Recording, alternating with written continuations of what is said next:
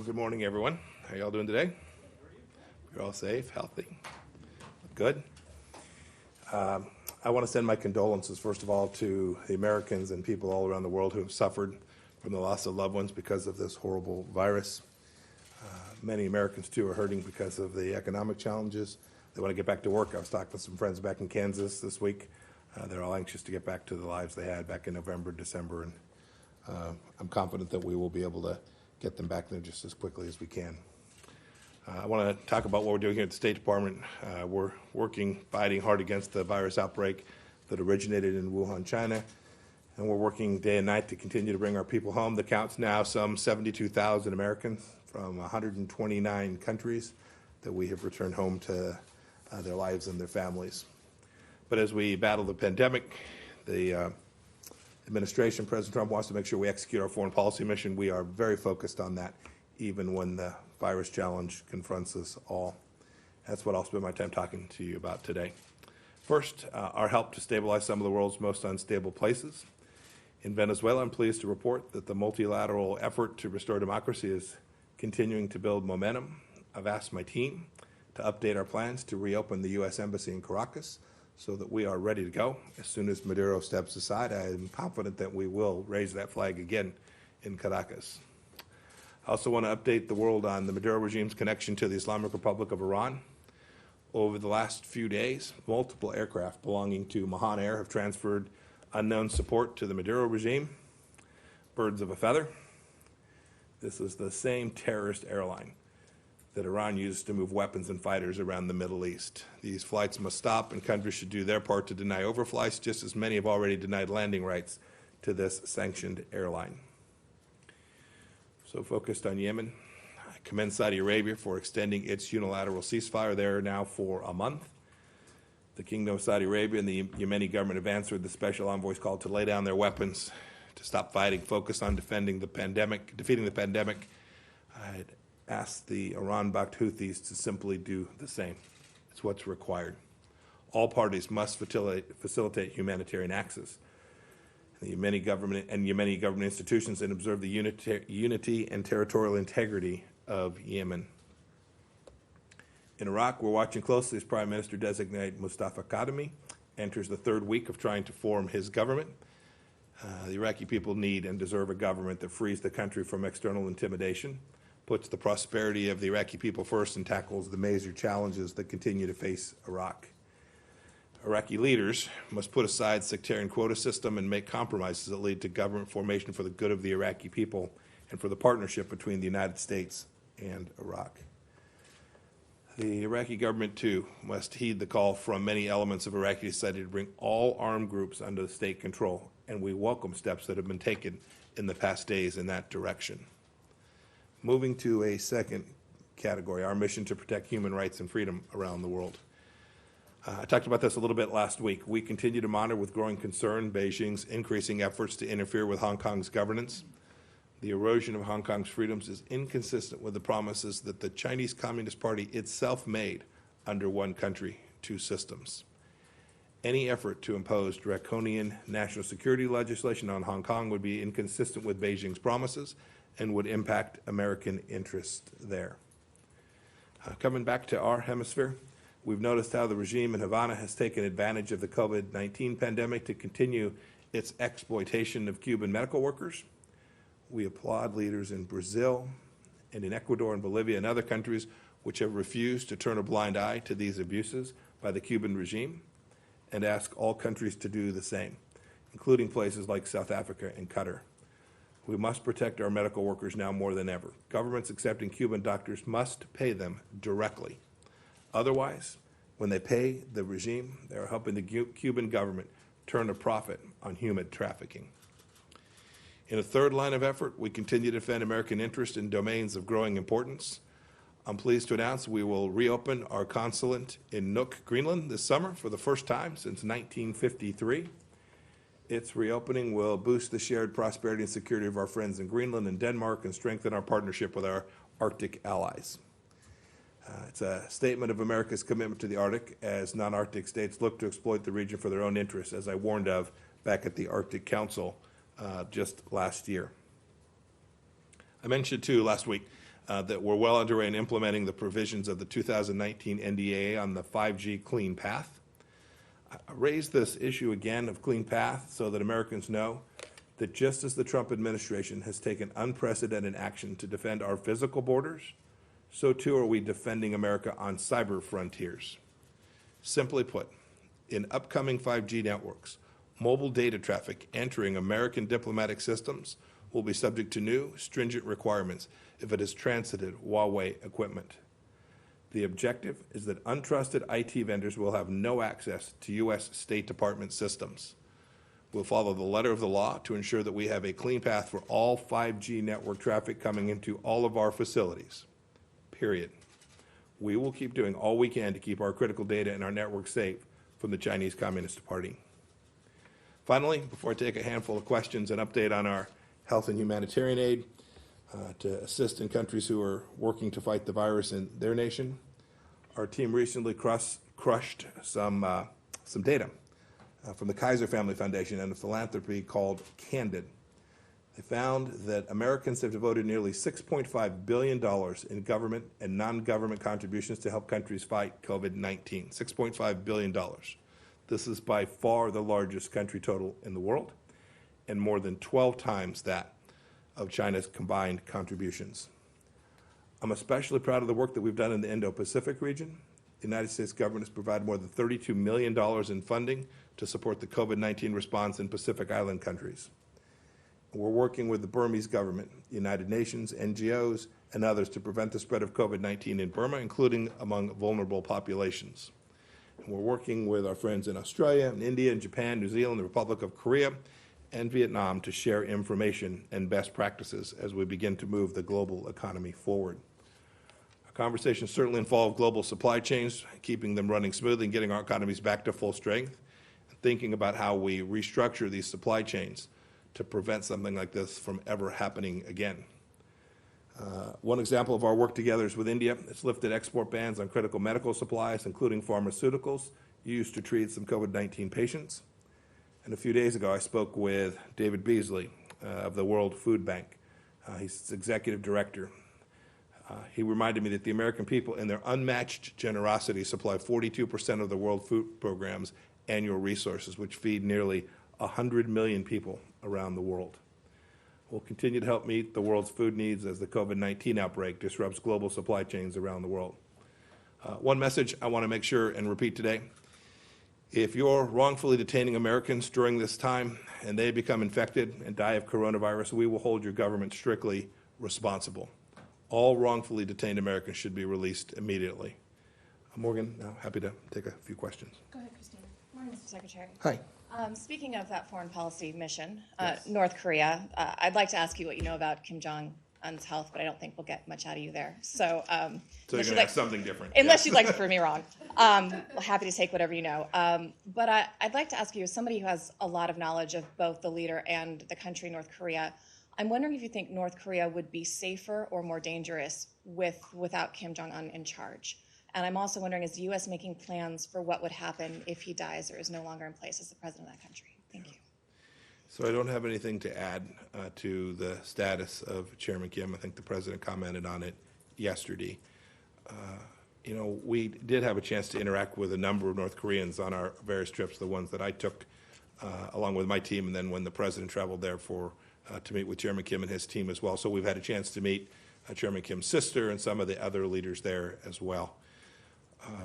Our mission is the same, regardless of what transpires inside of North Korea with respect to their leadership. Our mission remains the same, is to deliver on the agreement that Chairman Kim made with President Trump back in Singapore, and that's the fully denuclearized, verified denuclearization of North Korea.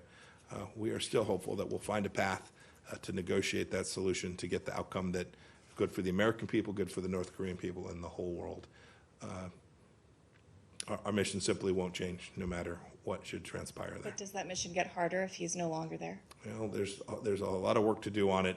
We're going to continue to focus on it. Thank you. Yes, Francesco, good morning, sir. Good morning. I wanted to ask you on Iran.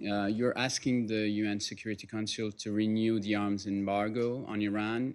Can the U.S. make the argument that it is still a state participant in the JCPOA after it scratched it in 2018? And do you think this can work? And if I can add one on the COVID-19 crisis, as governments and states are reopening or start planning reopening their economies, do you see a prospect or a date for lifting the travel bans and reopening the borders as well? I remember when the president announced a travel ban from Europe, he said for 30 days, and this was mid-March. So do you see anything on this? Yeah. So let me take the second question first. We're starting as part of the process that the Vice President's team is leading to think not only there's a lot of talk about how America is going to reopen, how states will do it, our particular parts of the state's going to reopen as they become safe, as we develop operational theories about how to make sure we get the economy going while we protect our citizens from the virus. We're doing the same thing with our partners around the world. State Department, DHS, Department of Transportation, are all working on the elements that will be required to get international air travel back going, not only to get the flights back in place, but to do so in a way that will give confidence to those who want to travel that they can do so and do so safely. And we've made quite a bit of progress in thinking about how to do that. And as for when State Department will reconsider its travel warnings, we'll do what we always do. We apply the same rubric, the same systems to evaluate how our travel warnings should go in place. And those are connected to how we'll think about reopening travel to these places, how the government limitations will be put in place. So there are two pieces of this. There's a DHS piece and a State Department piece, as well as the travel bans, and we're working to work with countries all around the world to not only make sure that we lift those bans, that we create the conditions where people will travel, that business will go there, that people who want to go see beautiful beaches and travel on vacation or take mission trips around the world will be able to do so. And we hope that we can get those back open as each country is ready to do that, and as we're confident that people who travel in from those countries won't create tremendous increased risks to the United States as well. Before the summer? I'll let the Vice President talk about elements of that. We're going to do it as fast as we can and do so safely. Your first question was about Iran's ability to purchase conventional weapon systems starting on October 23rd of this year in the absence of action. We're not going to let that happen. The failures of the Iran nuclear deal are legion. One of them is now upon us. It's now just several months out, where China, Russia, other countries from around the world can all sell significant conventional weapon systems to the Iranians in October of this year. This isn't far off. This isn't some fantasy by conservatives. This is a reality. Does anybody think that the nation that today is conducting terror campaigns by Lebanese Hezbollah or Iraqi Shia movements or firing military missiles into the air ought to be permitted to purchase conventional weapon systems in just a few months? I think the world realizes that's a mistake. We're urging our E3 partners to take action which is within their capacity to do.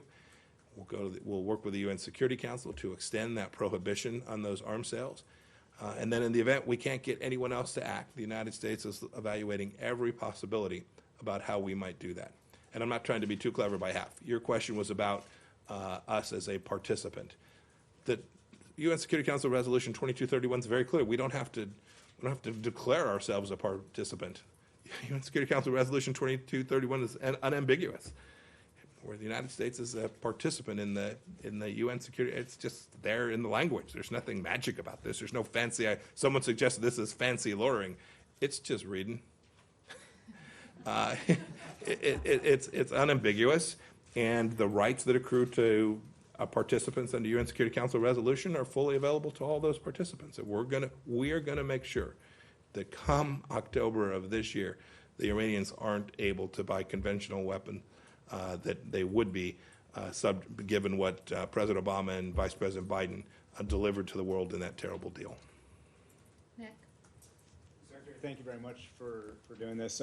Question about China and let's do the WHO. So on China, we've heard a similar talking point, as you know, from CGTN to the Ministry of Foreign Affairs podium that the U.S. Had months of warning that it squandered.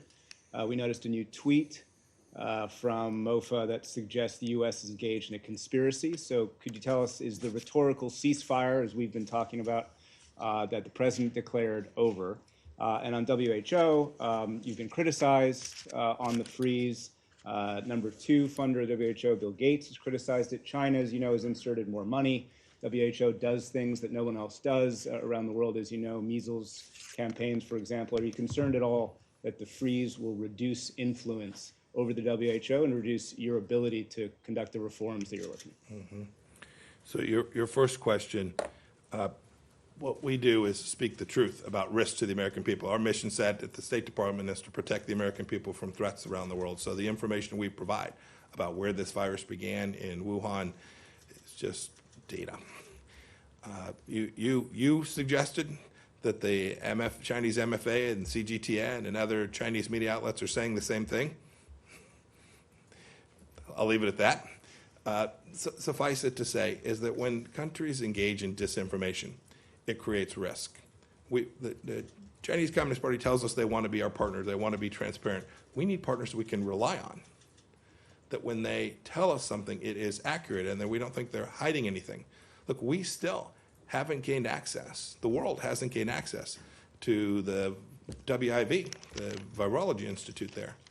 We don't know precisely where this virus originated from. There are multiple labs that are continuing to conduct work, we think, on contagious pathogens inside of China today, and we don't know if they are operating at a level of security to prevent this from happening again. Remember, this isn't the first time that we've had a virus come out of China. And so there is a continuing obligation on the part of reliable partners to share this information with the world. We talk about this in the context of nuclear assurance all the time, where countries permit others to come in and see their systems to make sure that the locks and keys are right, that the security levels are right, that the technological capability is right, that the checks are right, so that you can prevent an accidental nuclear release. We need the same kinds of processes for biosystems and biolaboratories as well. And so we would urge every country, all of our partners, to demand that we get answers for what happened here, but also that we continue to we get the transparency, that the world gets the transparency it needs to make sure that those who are conducting scientific research on complex viruses and pathogens are doing so in a way that doesn't create the risk that we get precisely the economic devastation and the enormous loss of life that we've all suffered as a result of this virus that came out of Wuhan, China. And the WHO? We're going to get this right. We're the biggest contributor to the World Health Organization. It failed in its mission here, and so we're conducting a review to figure out how best to use American taxpayer money to deliver real outcomes. Trump administration has been clear. I've given speeches about this. We engage in multilateral work all across the world. We're doing so even this morning. I was on the phone talking about our work with countries around the world on Venezuela. We built out a Defeat ISIS coalition of 90-plus countries. We're happy to work with countries around the world to deliver real outcomes that deliver security for the American people. We shouldn't pretend that because some organization has health in its title, that it's actually capable of delivering the outcomes that we need. I think about this in the context of the ICC, the International Criminal Court. It's a politicized organization, not a court. We want to make sure that we're getting it right so that we can deliver outcomes for the American people. And the same holds true here. We'll conduct our review. We'll evaluate this. If there is a function that only the WHO can do, and we think it is important for American national security because we are good humanitarian partners around the world, I'm confident we'll find a way to deliver that outcome. And so I just urge everyone, there's private donors who contribute to the WHO, always ask, is this the best model? Is this really the right outcome? When you see the influence that the Chinese Communist Party had as they were debating how to handle this virus in January of this year, and when you think about those things and the risks that those pose to the world, it is an obligation to reconsider whether that vehicle is the right one to deliver pandemic response systems for the world. Okay, last question, Kylie.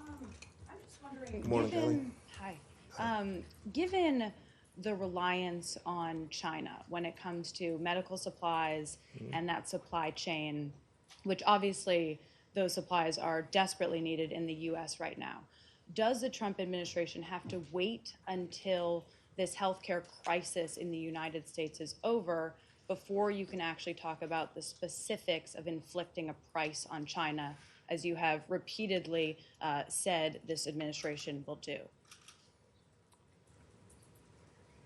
Our first priority, unambiguously, is to address the crisis in which we find ourselves as a direct result of this virus that came out of Wuhan, China. That's been the Vice President's task force focus. It's been our State Department's focus on both the side of doing our best to understand what happened there, as well as getting the American people back. This is a moment. We've got to get it right. We've then got to get the economy cranked back up. There'll be ample time to evaluate how it is we hold accountable those responsible for the loss of what is now tens of thousands of American lives and enormous amount of wealth, not only American wealth, but the global economy's devastation as a result of this virus. There'll be a time for this. We'll get that timing right. And as President Trump said when he took office, we're no longer going to tolerate a non-reciprocal behavior from the Chinese government. We saw it first in trade. We said we want it free, we want it abundant, and we want it reciprocal. He drove towards that. He got a phase 1 trade deal. We were hopeful we could move out on the second part of that as well. And that'll ultimately be the decision of the Chinese Communist Party. Are they prepared to engage in trade in a way that is fair and reciprocal?